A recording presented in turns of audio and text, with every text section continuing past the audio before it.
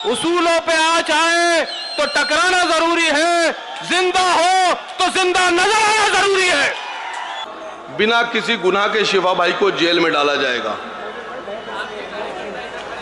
शिफा भाई को जेल में इसलिए डाला गया कि शिफा भाई ने सिर्फ ओखला के लोगों की आवाज नहीं उठाई। शिफा भाई ने कुल हिंद के मुसलमानों के लिए जो लड़ाई शुरू की थी, उस लड़ाई को आगे बढ़ा रहे थे, इसलिए शिफा भाई को जेल डाला गया। शिफा भाई हम सब की लड़ाई लड़ रहे थे, आपकी लड़ाई लड़ रहे थे। आज वक्त है कि आपको शिफा भाई की लड़ाई लड़ना है। लड़ेंगे शिफा भाई की लड़ाई? इतनी कमजोर लड़ाई लड़ेंगे तो हार जाएंगे। जरा ताकत वाली लड़ाई लड़ाइए। लड़ेंगे शिफा भाई की लड़ाई? ऐसी लड़ाई लड़िए कि जो वो खयानत साहब हैं, मैं उनको अमानत नहीं कहता जी, वो अल्लाह ने आपके बीच में खयानत भेजी है। वो ऐसी खयानत है कि जब उसने वक्फ बोर्ड संभाला, उस खयानत ने जब वक्फ बोर्ड संभाला तो इस दिल्ली के 17 कब्रिस्तानों को बेच दिया। और अगर वो आगे भी ऐसे ही कामयाब होता रहा और आप लोग उसको ना रोकेंगे तो मुसलमानों के एक एक प्रॉपर्टी वक्फ की वो बेच डालेगा। वो शरीफ आदमी नहीं है। वो इसलिए जेल नहीं गए कि वो शरीफ हैं, इसलिए जेल नहीं गए हैं खयानत साहब की वो शरीफ आदमी हैं। उन पर जो आरोप है वो भ्रष्टाचार का आरोप है। और जो उनके अब्बा हैं, कौन अब्बा?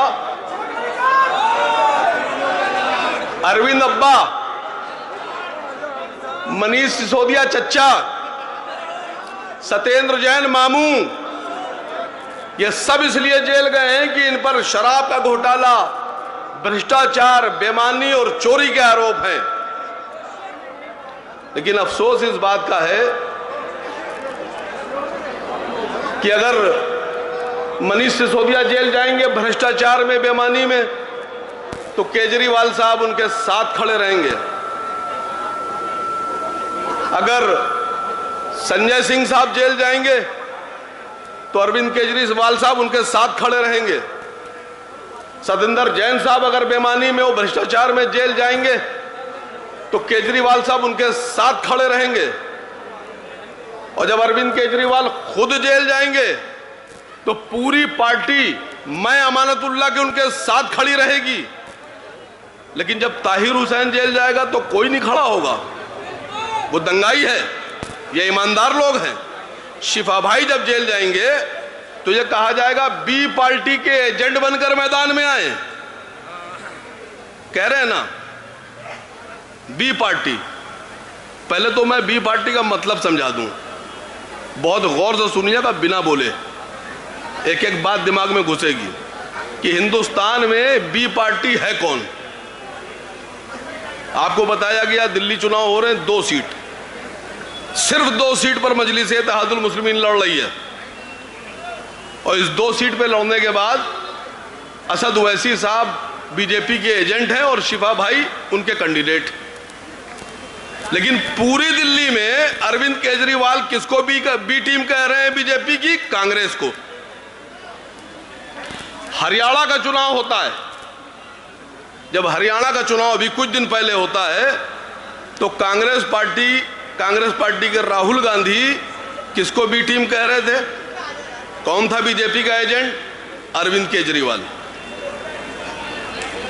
जब बंबई में चुनाव हुआ तो उद्धव ठाकरे और आदित्य ठाकरे और कांग्रेस ने कहा कि समाजवादी पार्टी और अखिलेश यादव बीजेपी की बी टीम। अब मैं बी टीम बता रहा हूं देश में कितनी है। जब गुजरात में चुनाव हुआ, और गुजरात में जब चुनाव हुआ आम आदमी पार्टी ने अपने कैंडिडेट खड़े किए तो सबने सुना कि कांग्रेस पार्टी ने कहा अरविंद केजरीवाल बी टीम।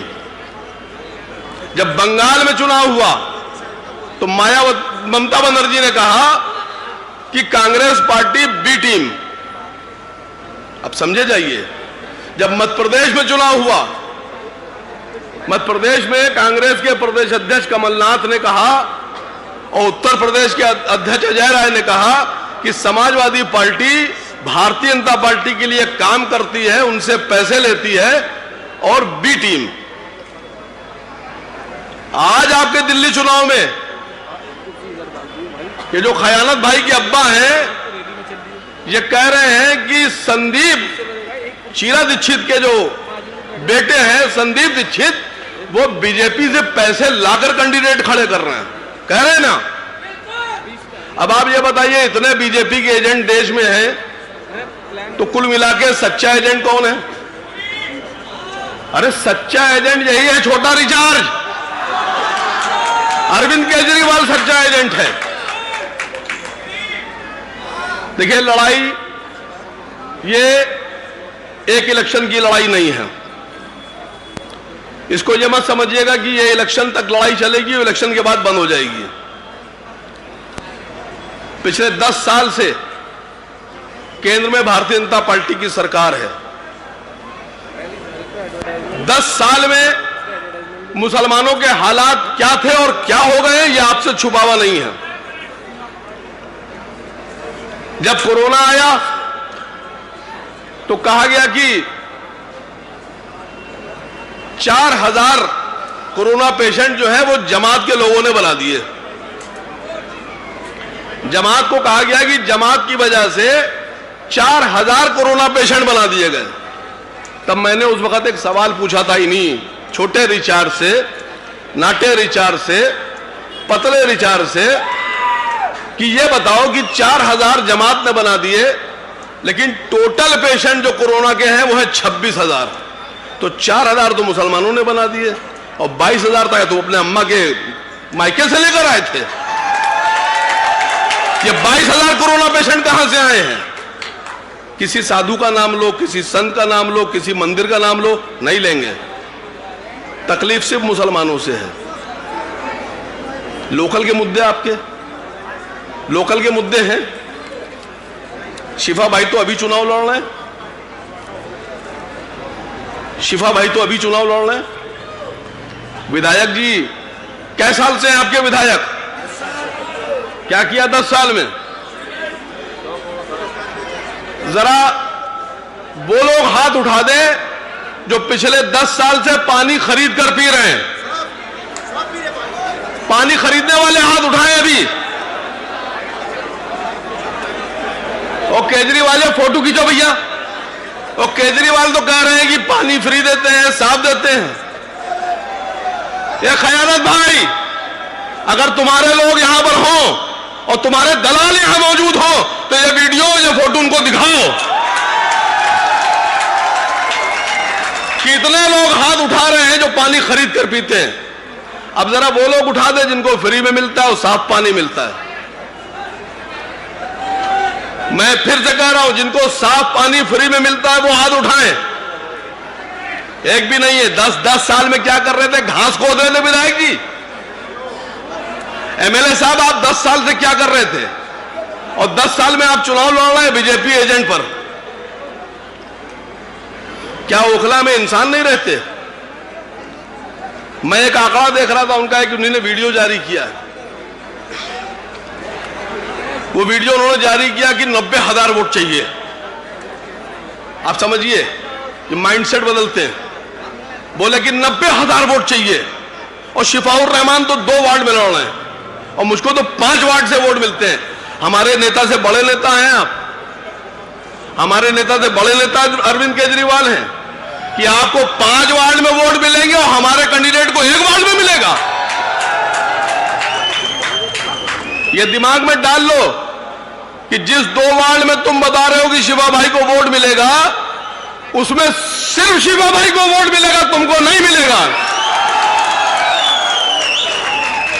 और जिन 3 वार्ड में तुम कह रहे हो तुमको वोट मिलता है, वहां से भी हम आधा वोट, 70% वोट मुसलमानों का लेकर आएंगे और हिंदुओं का वोट भी लेके आएंगे। शिफाउर रहमान सिर्फ मुसलमानों के नेता नहीं है। शिफाउर रहमान भाई जामिया मिलिया के जरिए से हिंदुओं के भी नेता हैं, मुसलमानों के भी नेता हैं, दलितों के भी नेता हैं। इस बात को मानते हैं आप लोग? मैं ये भी कहती है 5 वार्डों में मुसलमान भी हैं। बोला मैंने कि 5 वार्ड में मुसलमान हैं और वो इंशाल्लाह असद ओवैसी साहब के साथ हैं। असद ओवैसी की आवाज पर असद ओवैसी साहब के साथ खड़े होंगे और शिफाउर रहमान साहब को वोट देंगे। सिर्फ ओखला के लोग नहीं, 5 वार्ड के लोग। दूसरी बात, पूरा भाई लोगों को कम करा दो, एक जौहरी पार्क, कम करा दो लोगों को भाई, लोगों को कम करा दो। जौहरी पार्क इसी विधानसभा में आता है। सब MIM का नाम लेके चल रहे हैं। जौहरी पार्क इसी माने जौहरी पार्क इसी विधानसभा में आता है। मुझे किसी ने बताया कि जौहरी पार्क से एक नाला बहता था जो कालका जी की तरफ जाता था, कालका की तरफ जाता था।